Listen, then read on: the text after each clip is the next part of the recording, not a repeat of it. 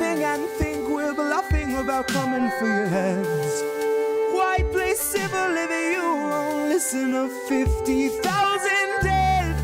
Now we know our mission, we form a militia, make Congress a prison. Why play civil when all these dead won't make you listen? What's more American than slaying your oppressors? What's more American than liberty or death first? Man, I thought we were founded on abolishing the tyranny of those who would starve a village all to live empirically. And I regret that I have only one life to give for my cause, now that I can see the cause so clearly. I want our leaders, regardless of party, to fear me. I will pick my targets and assassinate them lyrically. I will bring a mountain to the town square, hook them to the pillory and leave them there. Hillary, I'll see you there.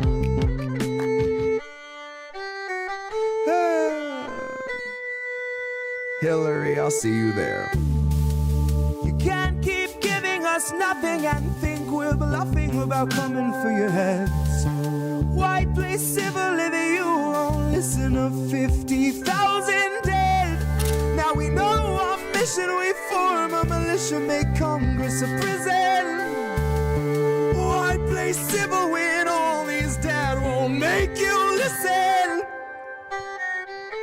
Welcome to the fantasy of rhetoric. Welcome to the last of the free speech while we can get it. And I promise you can get it.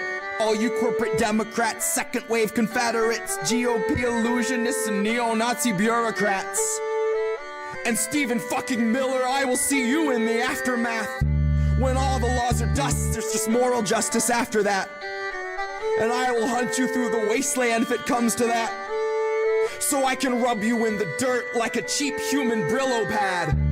I can sleep fine when our beds are burning, Stephen, but I'll turn around and run into the blaze to get my pillow back. As long as I can lay my head down, I can live with that. I can deal with a little ash. I can feel like a little of the old me burn with the bed and the rest of my past. The old world where we all lived and we can't get back. The old world where you didn't give and you'd still get back. Where you could rake in 12 billion and give none back. Those days are behind us, the virus will kill all that. Your wealth is behind us and kindness is meant for the past. Our leaders would bind us and starve us and call it a fast. A sacrament meant for their God that they garnish in cash. And they feed it the poor by the hundreds, that's all that it asks. Its hunger is legion and people in need are all it will have. So our only chance is to starve it and hope that it turns on them.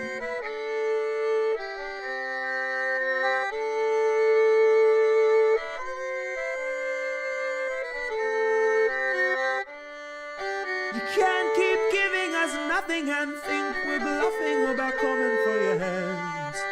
Can't keep giving us nothing and think we're bluffing about coming for your hands. La da da da da.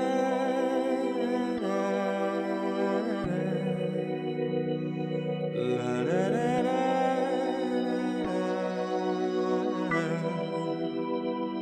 da. La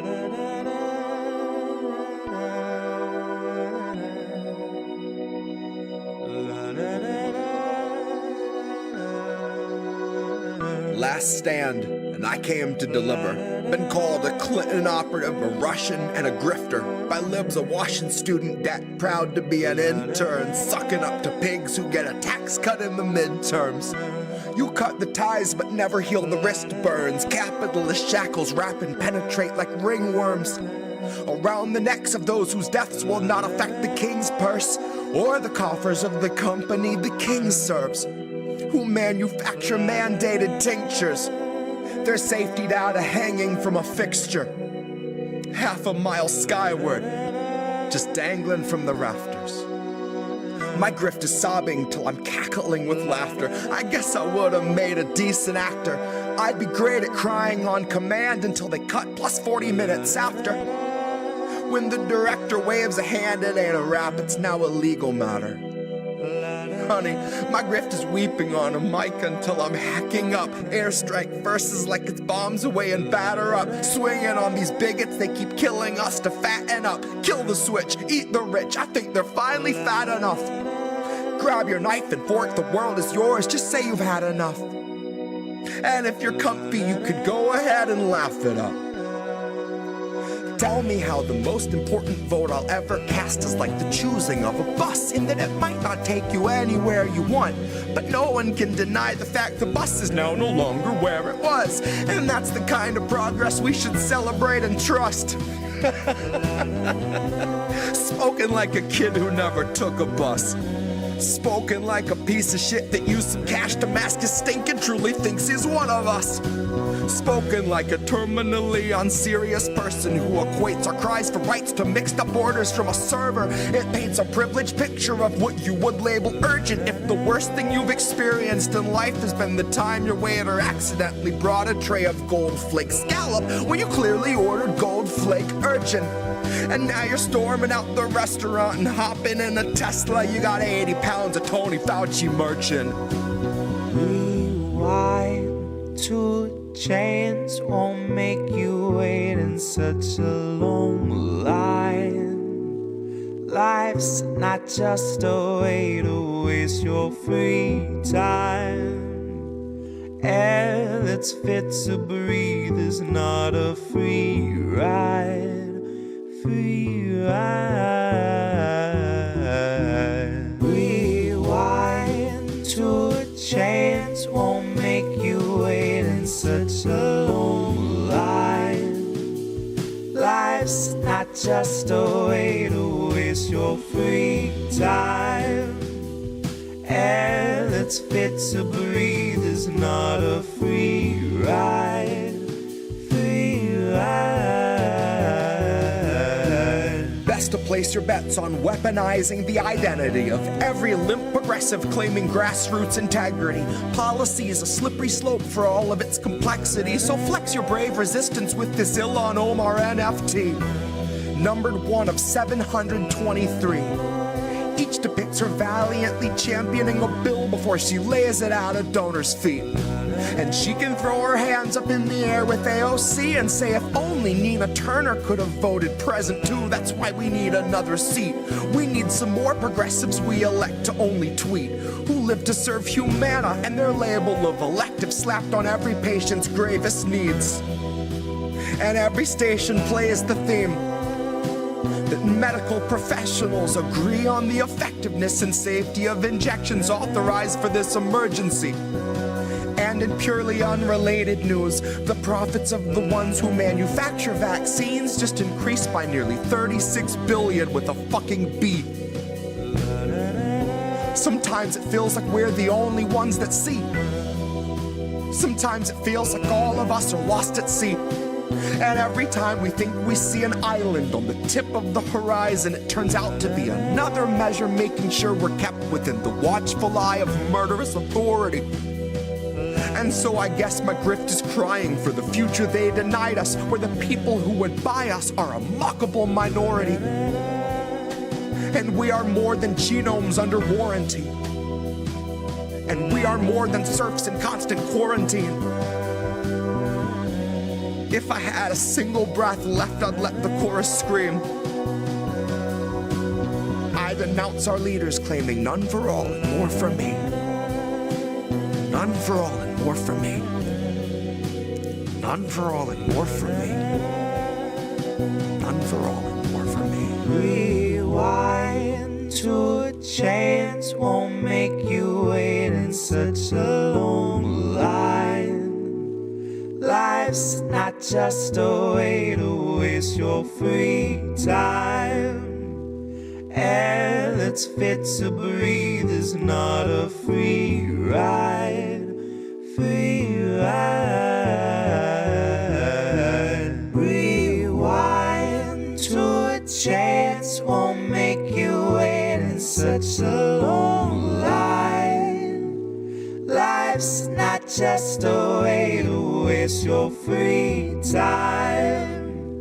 And that's fit to breathe is not a free ride, free ride.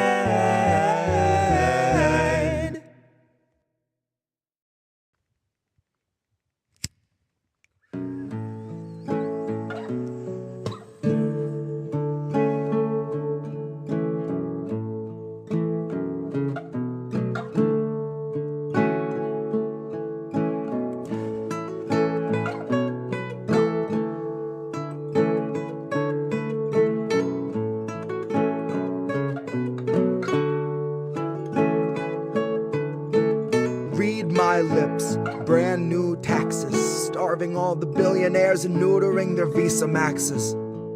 Topple Congress off their axis, mobilize the homeless, give them axes, call it praxis. Chop a couple limbs off the legislative branches. We'll show you the difference between air as a human right and guaranteed oxygen access. Octogenarians who barely know what day it is are culling countless citizens while sitting on a dais made of ignorance that was built on the graves of the slaves made to labor for its self-declared significance. And all to build a Congress full of millionaires who make their fortunes insider trading while they shit on all the indigent. So I got a bone to pick with our leaders, and I'll start with the ligaments. Pick right through the muscle, dig the marrow out, and serve it to the unhoused millions living in their minivans or watching their belongings get evicted from their tenement. I have a dream where we breach the walls of Congress and just let them in. And what happens next will survive in only text, cause there won't be any evidence. There will only be that heavy kind of feeling that pervades a space where there has been a reckoning and you can feel its remnants. Let any man who enters seeking power know that those who came before him suffocated on their eminence. That there once was a seal on the wall, but we quartered it and scattered all the pieces that it might prevent its semblance. And so we end the great experiment. We'll take all your billions, leave you 2 coins for the ferryman. Leave you drifting on a Dutchman floating derelict among the wretched seraphim. For holy is the hand that wiped the land clean of those who pose as gentlemen. That's my time, honey, cue the thunderclap and strike the theremin. And so we end the great experiment.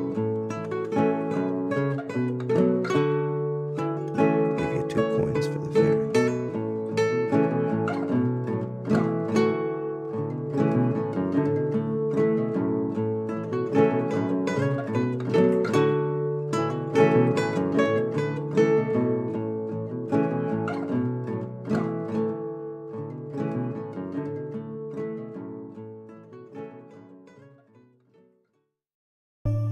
Good morning, Sunday morning.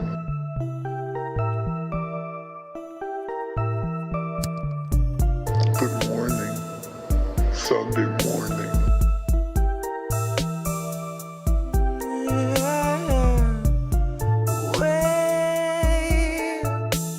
We're 40 Sunday mornings out from normal, and the world is not the same. Said you waited for a warning, but the warning never came.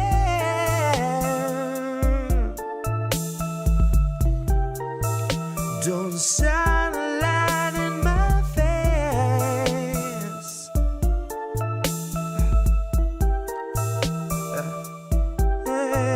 Nancy gonna cut you a check too late.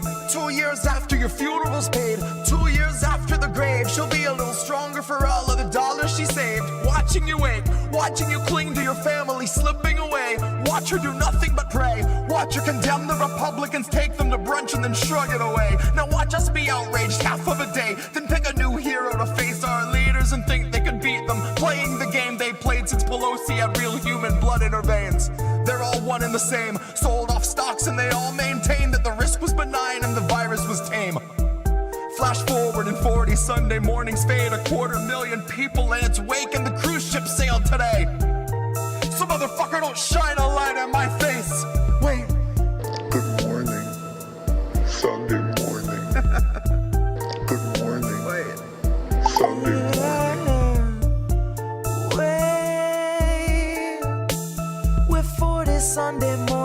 far from normal and the world is not the same.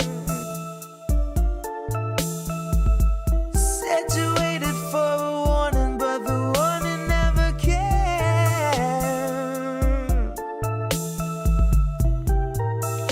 Don't shine a light in my face. Said you waited for a warning, but the warning never.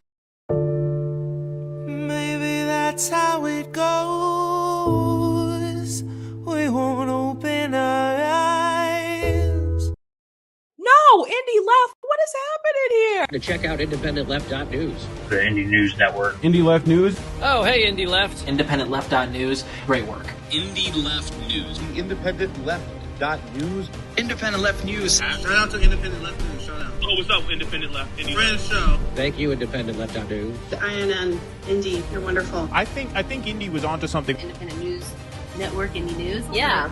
What's up, Indy, over on Rockfin? Independent News Network, also known as INN. Indy Left News. I don't know if I would have made it through that 3 weeks without Indy, honestly. No, I was just going to ask Indy. A huge thank you and shout out to Indie Left. No, you know what we're doing? We're world building, Indy.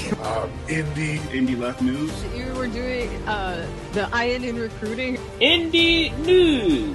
Independent Left News. Shout out to Independent Left News. Check out Independent Left News. At Kennedy News. I see Indy's in the chat. Hi, Indy. Okay, great.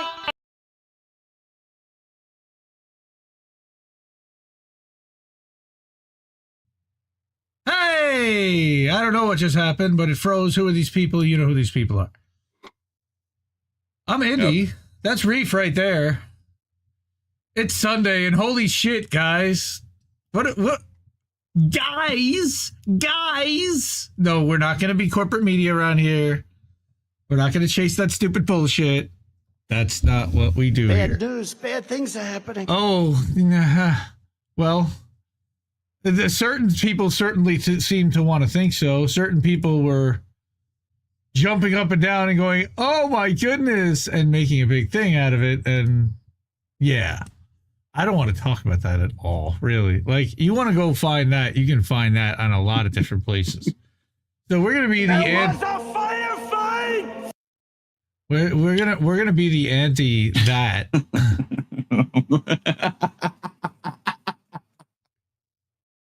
All right.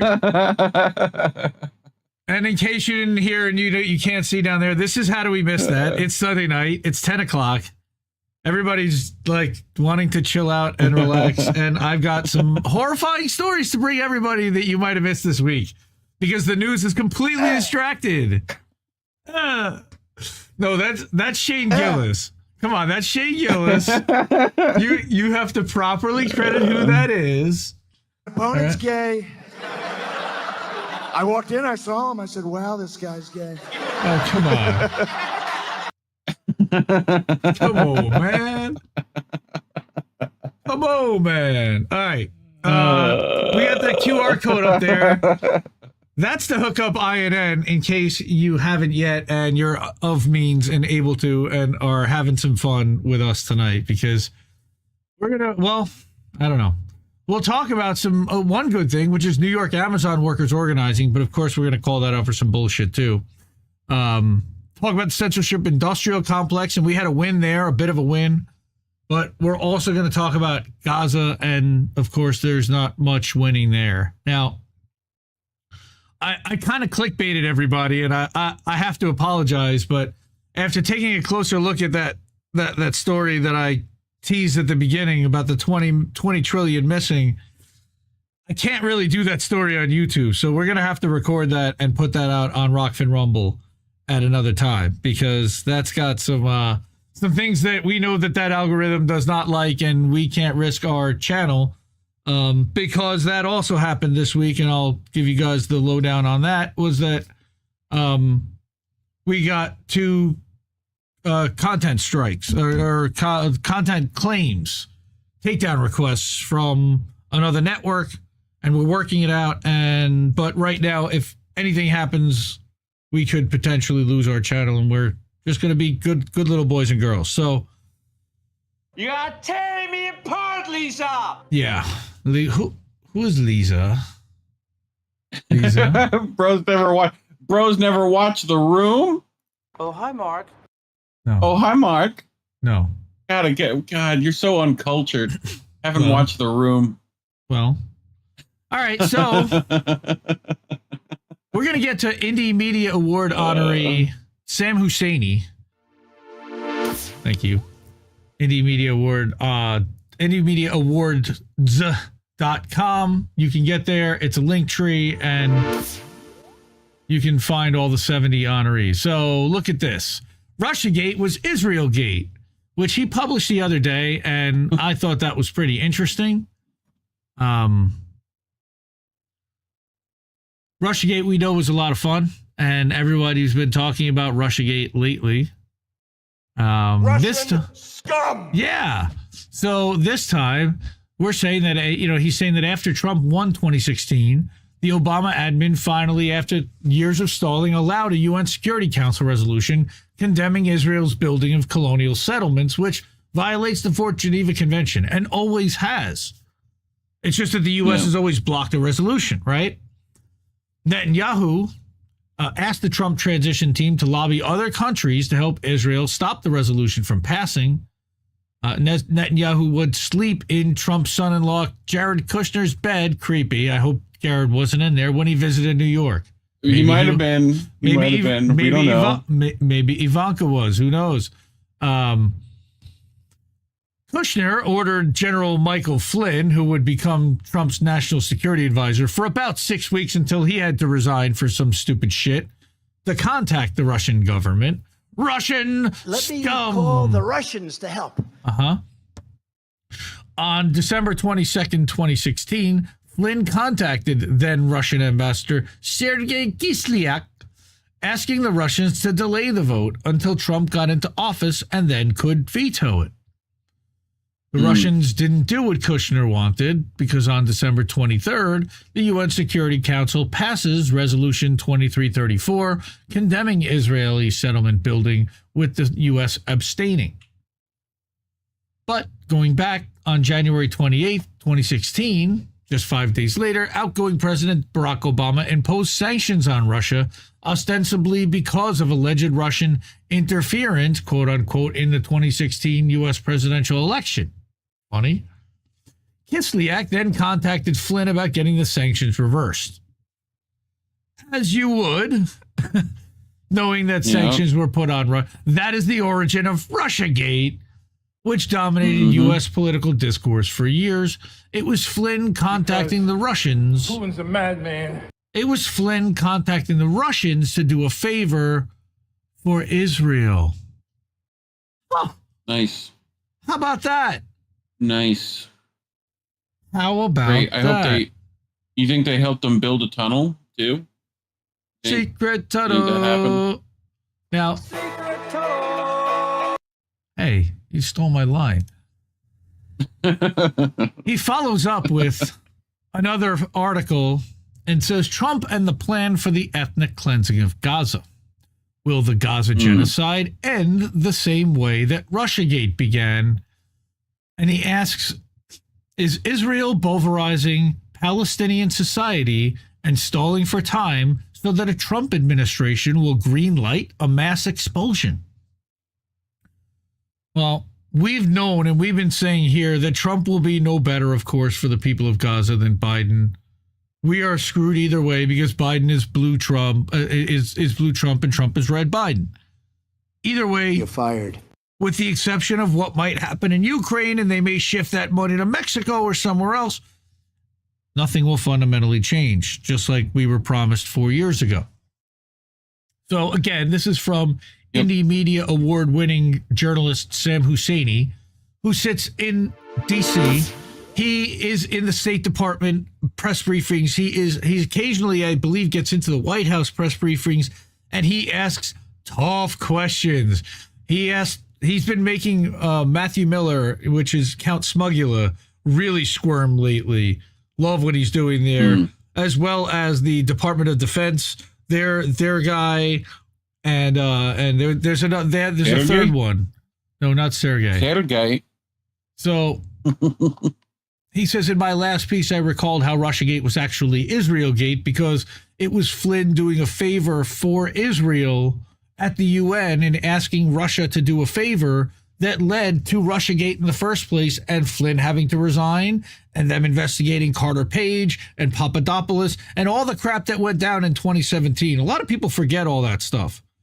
I kind of had to be reminded myself because so much has happened since then. Hi, Meanby. Amberberries, right? So what Sam says here is that similar dynamics may be before us in terms of collusion between Netanyahu and Kushner and Trump.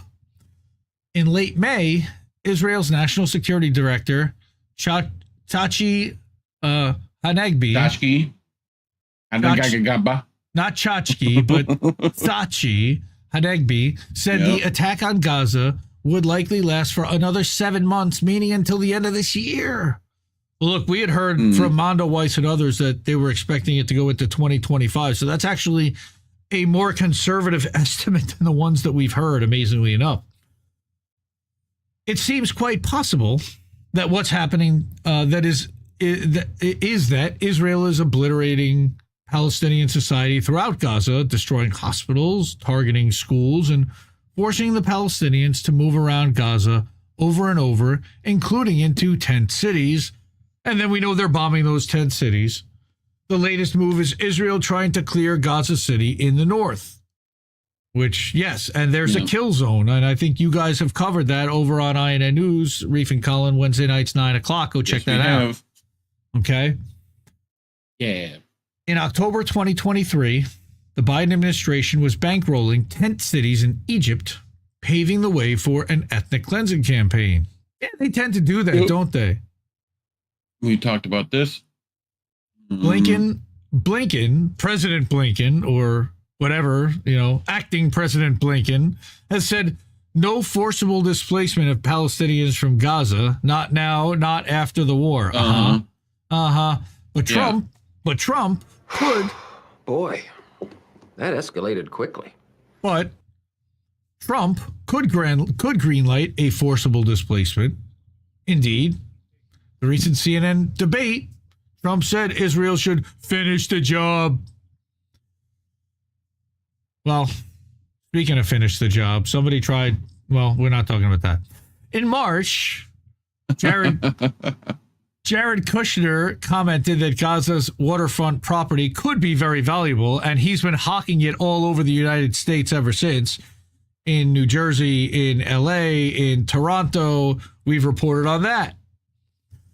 And of course, Trump has been able to do things no conventional U.S. president could or would, especially regarding Israel. As Sam wrote in, quote, Trump is the opposable thumb of the establishment. He had written previously. Opposable thumb. Yes. The establishment. Thumb for sure. Well, he's barely a shaved ape. So, yes, I guess it fits. Well, although I know that people say he has anyway, I started blasting. Bang, bang. No body hair, which is embarrassing. Not very manly. Not very manly. The establishment long wanted to move the U.S. Embassy, of course, to Jerusalem and recognize Israel's annexation of the Golan Heights. It seemed an untenable thing for a president to do until Donnie Tiny Hands. And then, of course, he did move at Miriam Adelson and Sheldon Adelson's demand. He moved the embassy from Tel Aviv to Jerusalem while everybody screamed. He moved the embassy. He wasn't just dip, ducking, and diving. He might have done a little dip, ducking, and diving. He's not Kevlar Don. He's Teflon Don. Come on, let's call it for what he is. Hey, watch them ricochets, man. I'm gonna have fun with that tonight. Monans, Annie, what's up, bro? Man, this. Well, yes. So he annexed that, and then the Golan Heights, which Netanyahu literally named the Trump Heights because he let him do it. Don't you remember? Yeah. Don't you remember? Yes, look at how they massacred my boy. I mean, the Golan Heights, they stole it from Syria, gave it to Israel, and then named it the Trump Heights. which is exactly what Trump loves to do, stick his name on something that he didn't earn. You can do it, baby. Financial Times reported in October that Israel's Netanyahu lobbied EU to pressure Egypt into accepting Gaza refugees. We also reported that multiple times, and that the Israel initial plan, or their final quote-unquote solution, is to drive anyone who's left directly into this mile and a half area that Egypt has been building a wall, by the way, a mile and a half in. We talked about that several weeks ago, right? In anticipation that at some point Israel is going to drive everybody else out through the Russiagate, and Egypt's going to have to accept them in exchange for their couple of $1 billion, if I remember correctly. All right. So yes. Don't be rude. Yeah, you're right. You're right, Himbo. I'm sorry. I'm being rude. But Financial Times reported in October that, Netanyahu lobbied the EU to pressure them into accepting Egypt into accepting refugees. But recently, Egypt has gotten billions from the IMF and the UAE. That's interesting. Okay. Who's got big connections to the UAE and Dubai? I believe that might be Trump. Egypt is now ruled by Abdel Fattah al-Sisi, who destroyed movements toward reform following the Arab uprisings of 2011. And Egypt has long been criticized as complicit and duplicitous regarding Israel's siege against Gaza. There were even questions as to whether they warned the Israelis ahead of time that they knew something was coming. I don't know if that checked out or not. I know that there was a lot of talk about it. People are saying. There's been back and forth on that. People are saying. All right. Thus, Israel is pulverizing the Palestinians in Gaza to the point that with Trump's likely election in November, they can start their full-fledged ethnic cleansing campaign. Can they start their full-fledged ethnic cleansing campaign then? Will they try to buy off Egypt, at least as a departure point for a mass expulsion? Ha! As if I didn't just say that.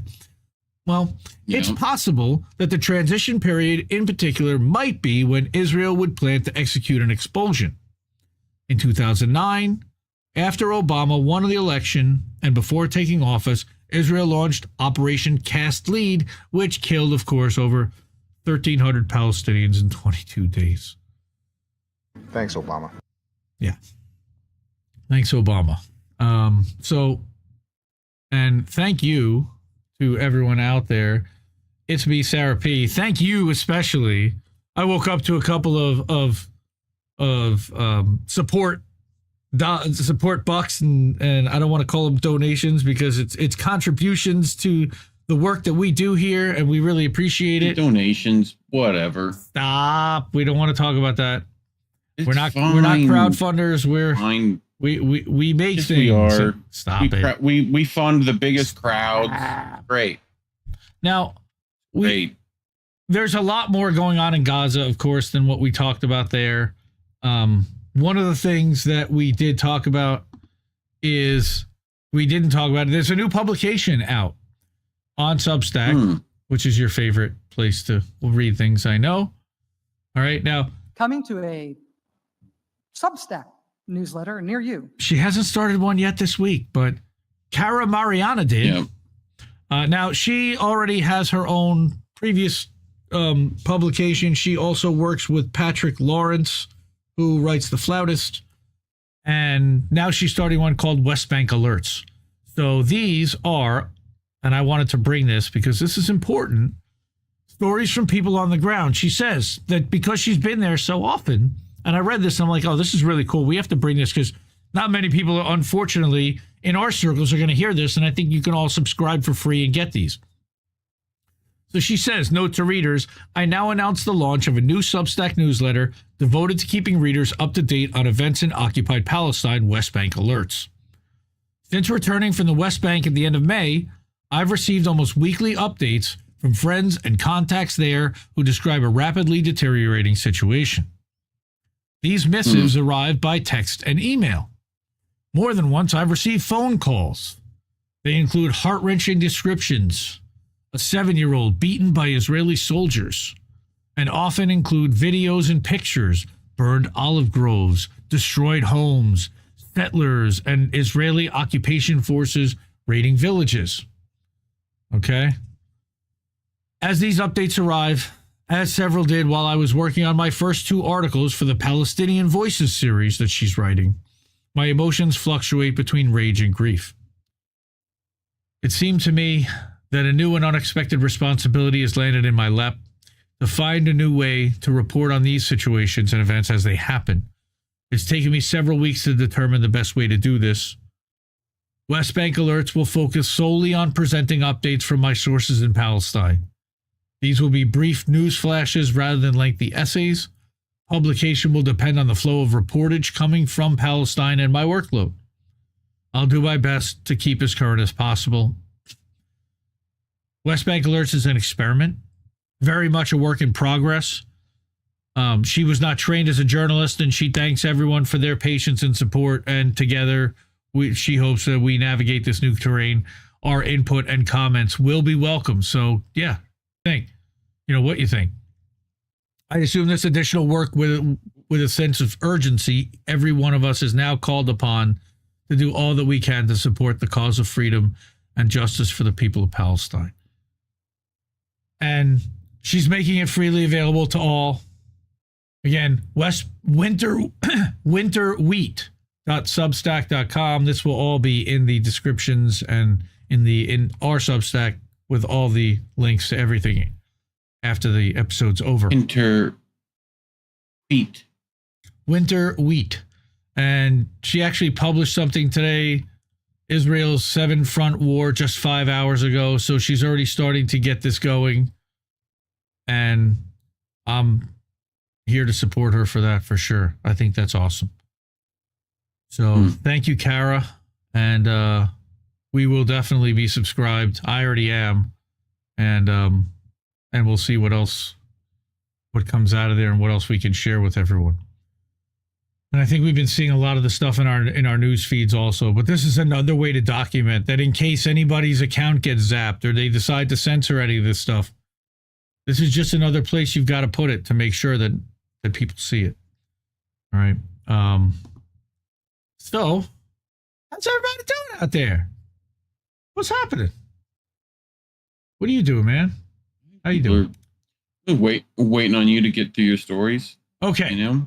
The next one is absolute fucking fire. All right. So I think it was Oz sent me this video of this woman, a Jewish woman. You know what? Let me go to this one and I'll full screen this so we can go in between us. All right. And let me full screen. Dang it. Hold on. Hang on. I love Oz. Thank you. There's Oz. Hi, Oz. No, that's not it. No. That, and then slideshow on, slideshow off. Hey, that's what I wanted to say. A winner. A winner. We got it. How you doing, Cynic? We're good. All right. This woman, I would like to blast at 15 volume for every single Zionist, both in and out of my family, that has to listen, that is screaming about college campuses, that is screaming about Jewish, Jews being unsafe. That is, man, just listen. And holy crap, I'm going to shut up for 5 minutes and listen to this, and let's talk about it after. Okay, it feels important to say this. I am not pulling my perspective on Israel-Palestine out of my ass, okay? I'm not just guessing that Israel is committing a genocide against Palestine. I have studied and researched this. I have bona fides, and I will share them. First of all, I'm a Jewish woman. I was raised by a Zionist family. My grandfather was a Holocaust survivor. My family talks about our spirit of resistance and resilience constantly. Desiring goodness from the nation of Israel is in my blood, and still, I can see that this Zionist state is vicious, violent, and evil. If someone who is raised by a Zionist family, by people who believe that Israel has the right to exist and that it is our salvation, if I can overcome my pro-Israel bias and learn about this conflict, so can you. And frankly, I should not be calling it genocide. So when I was in college around 2012, 2013, a bunch of my friends and loved ones started going on birthright trips. And I knew enough then to ask the question when they got back from their birthright trips, what about Palestine? And when these people I love, admire, and respect started talking about Palestinians and using language like terrorists, I knew I had to learn more. I also knew that I wanted to go on birthright, and I was nervous about being brainwashed by the trip, and I should have been nervous. So before I went on birthright, I decided at my small liberal arts school in Massachusetts to get a well-rounded perspective, educational perspective on Israeli-Palestinian politics. I took 4 courses: Suffering and Evil in the Jewish Tradition, The Jewish Experience, Middle East Politics, and Arab-Israeli Conflict. I also took international and comparative politics courses that often brought up Israel and Palestine in comparisons to, for example, apartheid South Africa. And by the time I finished before I went on birthright, I was already pro-Palestine. Because once you are in the literature, once you are in the research, not the media stories about this, not the pro-Zionist rigmarole on CNN and MSNBC, once you are in the literature and the data, this isn't a debate. This isn't a question. People talk about Israel-Palestine like it is incredibly complicated, and I reject that premise. It is not. We know that anti-Semitism exists globally, right? We know that Jews are not the most beloved population in the world. We know that Britain has a colonial history on colonial projects even through the 20th and 21st centuries. Essentially, Britain already wanted to colonize Palestine. So did the United States. And at the end of World War II, Britain and the US got to talking and they thought, who do we want to exploit for military labor someplace that is surrounded by brown people so that we can rape and pillage land that we don't currently have access to? Where's one part of the globe we haven't effectively colonized yet? And there was Palestine. And Britain had been trying to colonize Palestine already. And so this was passed off to Jews who had just survived the Holocaust as a gift. Here we're granting you this parcel of land so that you and your progeny can exist in peace and not be violated anymore. Congratulations. Except that land already belonged to someone. Palestinians were already living there. And the US and Britain didn't give a shit about the well-being of Jews. They didn't care. This wasn't a gift for Jews. This was always intended to be a trap of, you do our military labor for us. We'll put you here and we'll grant you this parcel of land that already belongs to someone, that there are already people on. And in return, you will rape and pillage that land for us and we'll just all share in the wealth. And it might be a good idea too if like your entire population were to, have conscripted military service so you can really defend that land that is yours, totally yours, bucko. And if you see who has emerged as the political leadership of Israel over the last few generations, this won't surprise you. This insidiousness will not surprise you. This is how you get Benjamin Netanyahu, someone who absolutely agrees to the premise of Israel as a Zionist ethno-nationalist state, who says, we are here for one thing and one thing only, is to garner as much wealth from this earth that we have, as much tourist property from this plot of land, convert it to dollars, and build up a military so mighty, a military apparatus so great that we wind up producing the world's weaponry. Yes, we have mined this land, and we have used the land to give you war machinery so that we could all murder each other 1,000 times over. And to the people already living here, well, we'll murder them too. I took basically a semester and a half of college courses on this, and I know in my bones that what Israel is doing right now is a genocide. It's evil. What they've been doing for the last 75 years is a genocide, is drip violence, slow violence, protracted harm. It is meant to exhaust the civilian population of Palestine. It is meant to exhaust all Palestinians out of their will to fight. And all the benefit, the wealth garnered from that land goes to the primary stakeholders, not the Palestinian people to whom the land originally belonged. I give that lady a massive fucking mic drop. I'll tell you right now. Holy crap. Mm-hmm. Holy crap. There's just so much that she put down there. The thing that she didn't really say without saying really is about Jewish supremacy, and the thought and the prevailing thought around that within the community. She talked about goodness and whatever, and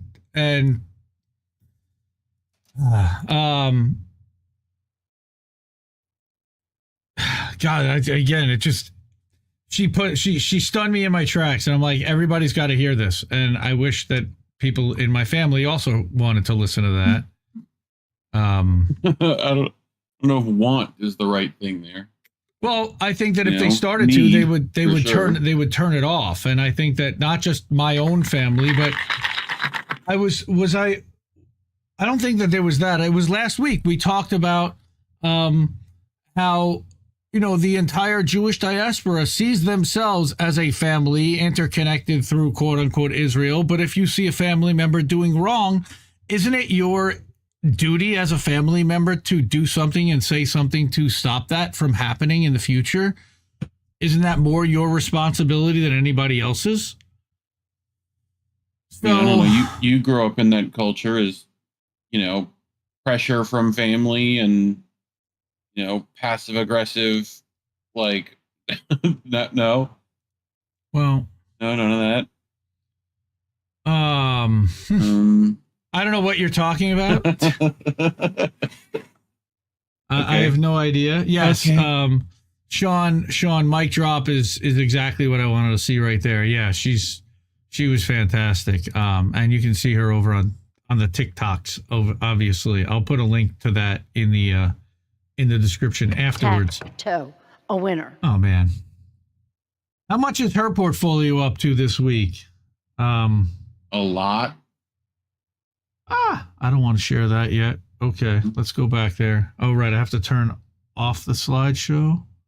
Is that it? Or do I have to turn on the slideshow? Let's see. On the slideshow. There we go. Okay. So, Microsoft is banning Palestinians for life from using Skype if they call their relatives in Gaza. Nice. This came out of the BBC of all places that did an investigation. Mint Press News picked it up, put out this nice graphic on Instagram as well as on Twitter.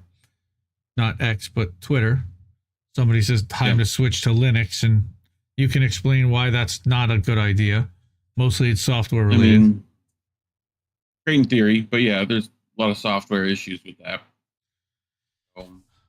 But here we go. A BBC investigation found that numerous cases existed where Palestinians have had their Microsoft accounts abruptly shut down for making calls to their relatives in Gaza. One affected user, a Palestinian in the U.S., said, "I've had this Hotmail account for 15 years. They banned me for no reason, saying I violated their terms. What terms? Tell me." Then they told them, "You are Hamas, sir." Effectively, Hamas. Yes, everybody is Hamas. So, yes, that anybody within Gaza at this point, thanks to Microsoft kowtowing to the Israeli government, that they are going to, or they have been banning certain accounts that I'm guessing that the Israeli AI system is telling Microsoft, hey, you need to ban these people because they are Hamas, whether they are or aren't. And how much evidence they have towards that, I have no idea, honestly. But it's weird that it's happening to people that live abroad that are calling their relatives to see if they're alive.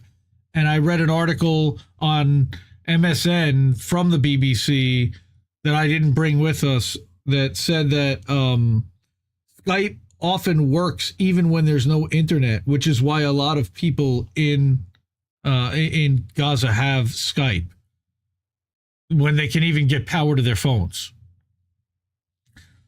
Know how that works, but okay. Yeah, I don't either. It's got some other direct connection. It's the way that I believe that Apple works, like how Apple messaging works, even if you are not necessarily connected to the internet. Like it used to be that when I was on an airplane, Apple messaging would actually work if I was connected to like Wi-Fi, but no other kind of DMs or instant messages or anything would. All right, Old Man Barker, good to see you, sir. I hope everything's working out well, and you guys kind of worked out that thing that was going on the other night. I know it's kind of crazy. And Charlie Mack put out a tweet with your PayPal address. I believe it's just at Old Man Barker, paypal.me/@oldmanbarker. If anybody can help him out with a couple bucks, that's really cool. Oh, speaking of a couple of bucks. Rent is too damn high. Yeah, we're all getting squeezed, everyone. So if there's any way that you're able to, we know it's tough out there for everyone. Couple of bucks. Again, Sarah was really generous, and she was able to help us out with some money this weekend. And we're trying to get Jesse a new computer. We had a part blow on Reef's machine. I had a power cable thing blow on my machine. You know, this is the regular stuff that we deal with on a daily basis, just in order to be able to do this stuff. So anything that anybody can do to help, certainly it's appreciated and necessary, because sponsor money, and we're not getting advertiser dollars, and you guys are the only people that we depend on for any kind of funding and any kind of support. So we deeply appreciate it. Let's go to the chats, if there are any chats. They got a friend of mine in high school. Kid came back a completely different person. I think you're talking about Birthright Trip, Earl of Laurel. I also have family members that had fantastic experiences on Birthright. I wouldn't necessarily even say that it was a brainwashing, but they're very defensive about it because it was such a good experience. And I'm like, of course it was going to be a good experience. They wanted to lay out the land of milk and honey for you so that you would actually want to come back and take land when you were older, because that's literally what they were offering to you as your birthright. That's why you were going on a birthright trip, sponsored by the Adelson family. Oh yeah, that's what's going on there. So, and I have, again, pretty close experience with that. Not direct experience. I never went on a birthright trip myself, but I know people who did. And they had positive experiences. They didn't feel badly about it. Some decided that they wanted to go back and stay on a kibbutz and have another trip there.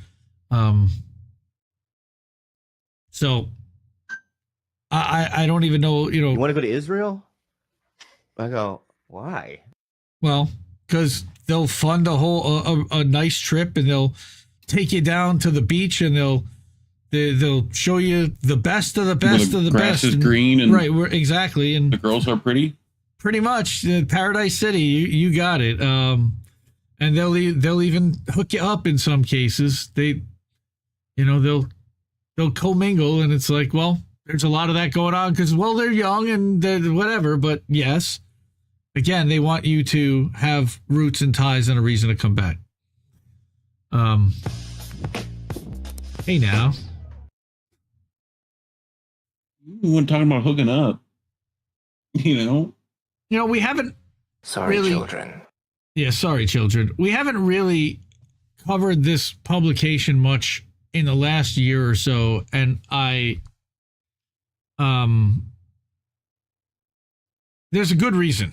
And for a while, I was using their stuff, and I thought they've got some really good articles. And there's a guy named Luis Feliz Leon who got really chummy with the Teamsters, and a guy named Jonah Furman also, who was one of their top writers over there or affiliated, and he went to go work for Teamsters for a Democratic Union, and all of a sudden it became very pro Teamster, very pro Teamster leadership narrative.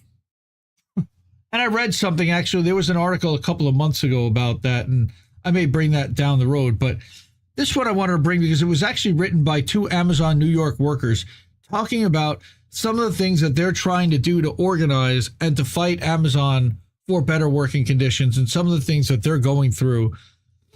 And this is one of the things that we've always tried to do on How Do We Miss That and on INN, is to bring the voice of the worker directly to you. We've interviewed several current and former Amazon warehouse employees, not only from JFK, but JFK 8 in Staten Island, where they had the Amazon labor union organizing with now the Teamsters, but also from other warehouses around the country. In this case, you have people from the 5 New York City warehouses coming together to make demands of Amazon. And I love this. 4 New York Amazon. I'm saying 4 New York Amazon facilities. Apologies. The workers marched on management to deliver the petitions at 4 facilities from Amazonians United NYC. That's a separate group that has broken out. This is out of labor notes. Again, 600 of our Amazon coworkers at 5 warehouses around New York signed a petition demanding starting wages of $25 an hour, time and a half pay for Prime Day, which is coming up in 2 days. Seasonal workers converted to permanent status within 30 days of employment. That doesn't seem unreasonable. And Juneteenth is a paid holiday. Of course. Okay. The June 19th holiday celebrates the end of slavery in the U.S. and became a federal holiday in 2021, the first new federal holiday since MLK Day was recognized in 1983. So they organized petitions across 5 warehouses. Like I said, it was 5. So they delivered the petitions to managers at 4. They organized petitions across 5, which was LDJ5 on Staten Island, which famously had a failed vote after the JFK 8 winning vote. That was in May of 2022. And AOC and Bernie had famously stump speeched outside of LDJ5 right before the failed vote. Packages were rerouted, and LDJ5 packages are routed to local facilities.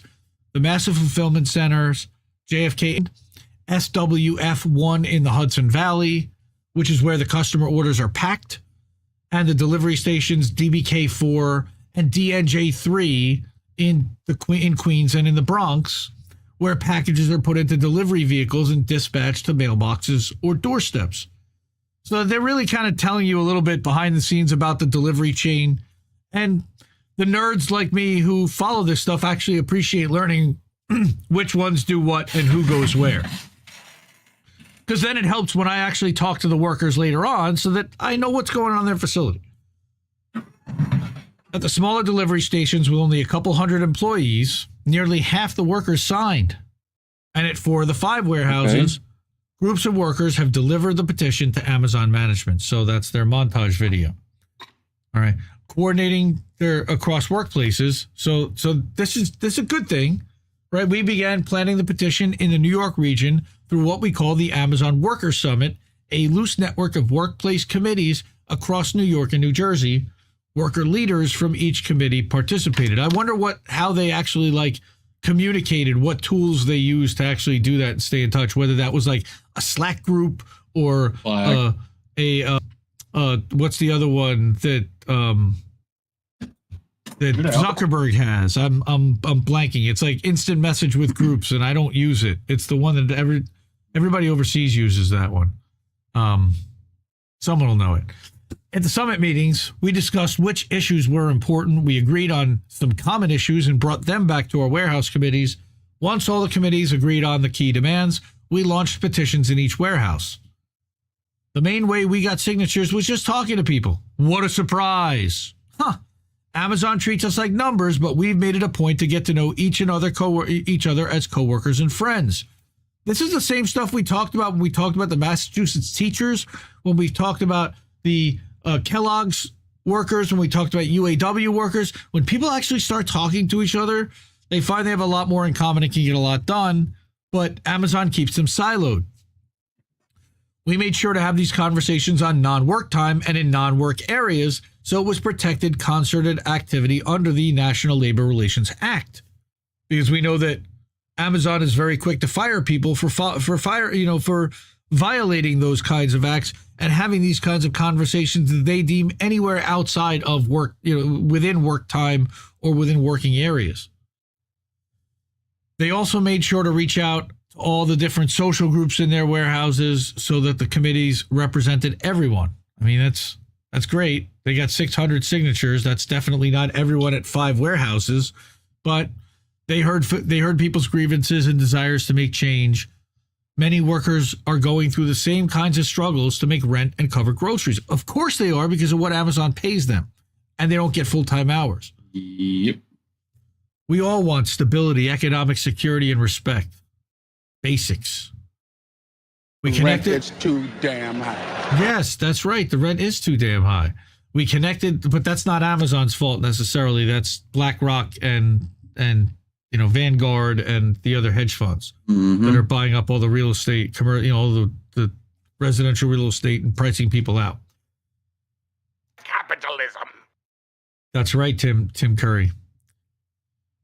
We connected those issues to what it would take to achieve change, collective action. We've definitely talked about that before. And what are you for? Yep. Now this is what they're for. By coming together, we felt less alone in our struggle to survive while working at Amazon. One of the things that they're fighting for is Juneteenth. Why? I don't think that it really is much of a question, but Juneteenth became a symbol of respect. We pointed out to our coworkers that the federal government has recognized it as a holiday for 3 years. Why not Amazon? The company already recognizes July 4th to celebrate the freedom of the country, but it doesn't honor a paid holiday to recognize the liberation of millions of enslaved people? This is an insult to workers who share these roots. And there are a lot of them at the warehouse level. Let's call it for what it is. They hire a lot of workers of color. Well, I think that's why they would be remiss to do it, right? Because how much of their population would celebrate that? You know what I mean? Like, well, yeah, but it's that their executive team, largely, yeah. I would guess, is pretty bleached. So yes, yeah. Instead, Amazon pays lip service to Juneteenth by offering food at some warehouses and Juneteenth themed pins. Not even a pizza party. Even Dude, they get like Juneteenth pizza party. That's what Amazon hasn't come up with yet. Well, food in some warehouses. Maybe it literally is the Juneteenth pizza party. Yeah. And pins. Or something pins somehow more racist. That they had made on Temu, right? Or from one of their Amazon overseas distributors. Yeah. The Amazon sweatshop. The mismatch between what Amazon says and what it actually does makes the holiday an issue for many workers, and that makes sense. Then you've got the $25 an hour where they say that we've made the case for hiking the minimum wage, starting wage to $25 to combat the growing cost of living and attain economic stability. This is the New York region. They should be fighting for $30 or $35 an hour probably to start now, especially because the timers. I mean, if you're getting 3 hours a day, $25 an hour is $75. $35 an hour is $105. I mean, that covers your commuting costs to work, pre-tax, of course. Amazon recently hit $2 trillion in market cap for the first time. Meanwhile, we're scraping by.